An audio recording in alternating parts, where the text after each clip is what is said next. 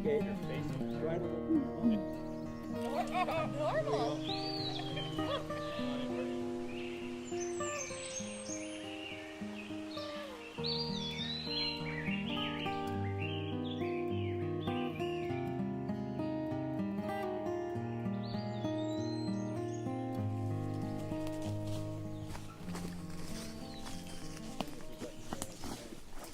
This is a balsam fir that a black bear has used as a scratching post. And we can tell that it was done a good month ago because there's little black flecks where the mold has started to grow on the wood. Yeah. And you see it's nicely shredded. The Hermit Lake Trail, there's spots where the bear did about 20 trees all in a half-kilometer strip. You see the chunks on the ground there? Trillium seal.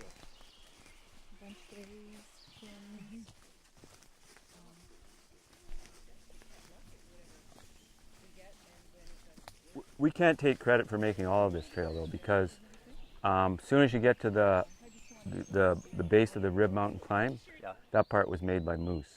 And it was just like a cow trail. He had it right up to the sugar shack. He had it well tromped. We just fixed it up. Yeah. And there's a bunch of sections on our trail that we just use moose trails because they're so great for helping keep trails open. He knew the sugar shack was there because he'd been there way back when he was a kid. Right. And it took a while to find it, even though he knew it was there because we didn't know exactly where it was. And this was the whole thing. This is why we built this trail. Yeah. Because people would come here and say, "Where can I go for a hike?" Backpackers, not canoeists. So if you got a canoe, you can go for a 2-day paddle and you can do an all day hike, right? Yeah. But just get out of your car and go for a hike. So now there's a backpacking trail that goes all the way from Latchford to Thorn.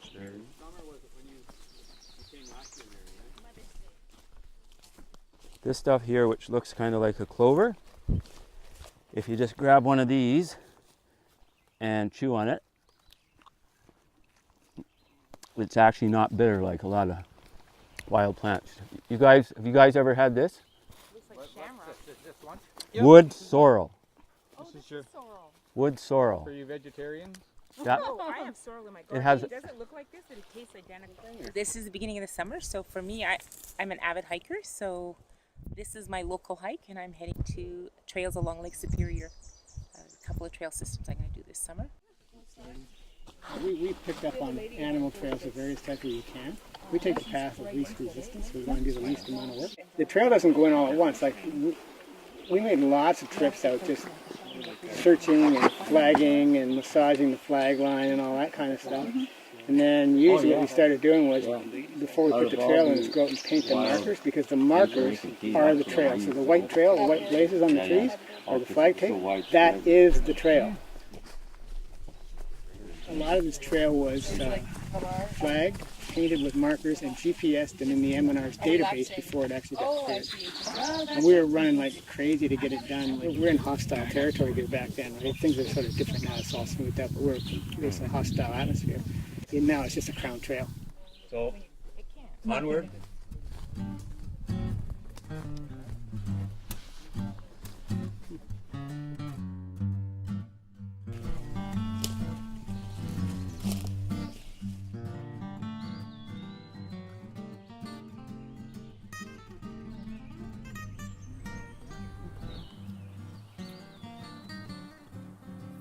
This is one of the club's favorite trees.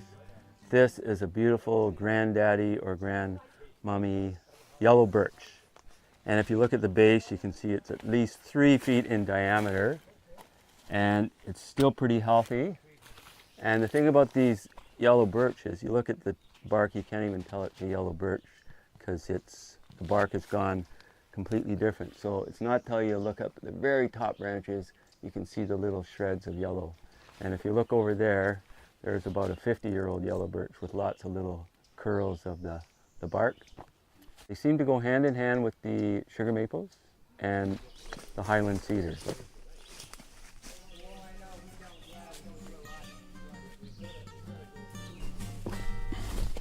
So where are we? Where did we start? And where are we going? You guys are going all the way around. My understanding was it was a family from Nastawgan by the name of Friday. At a guess, I think the place was probably built in the 30s. Shovel, old pot. I'm assuming those cans were, because there's so many of them, that they were for the sap collection. And we have found some more large barrels over there. You can see an oak barrel hoop right there.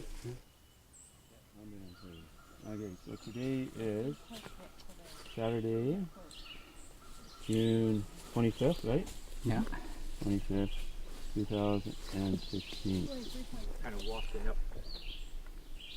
with my face, but That's remarkable. Chipmunk perches. That's remarkable. The glacier was here. Well, then the silver, for the natives who were around at that time, they could find it. And now that silver, they picked it up, and it is now stretched all the way down towards Florida. That was traded by the local natives to other bands all the way through, and this was a precious item. yeah, well, we got a bunch of Nastawgan Trail members here. Who should we get for the catering this AGM? So did you guys just have a meeting? We just had a meeting. We just had a meeting, so But there was no like all in favor or? Okay. yeah, All in favor, hold up a twig. all in favor of rehiring the Hudson Lions Club. There we go. My left eye. There we go. So yeah, okay, That's it. yeah, Good. okay. There we go. Did you buy your membership? So Oh, then you go. we better book them in then.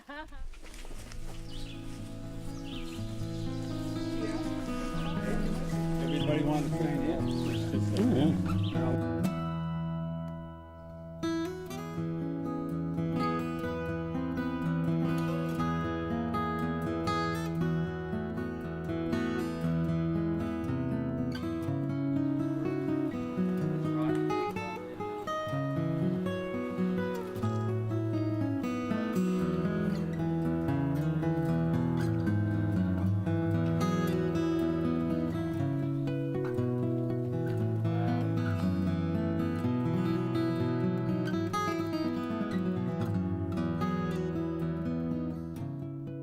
This is called gold thread. So you dig up the plant, you will see it has a root that's golden colored. So that's this guy with the 3 leaves with the little jagged edges.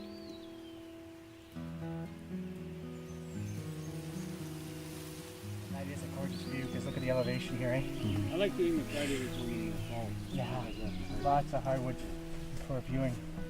I agree with you on that. Thanks for all the great trails for us ex-Northerners to enjoy. We'll be back in retirement to contribute to your efforts.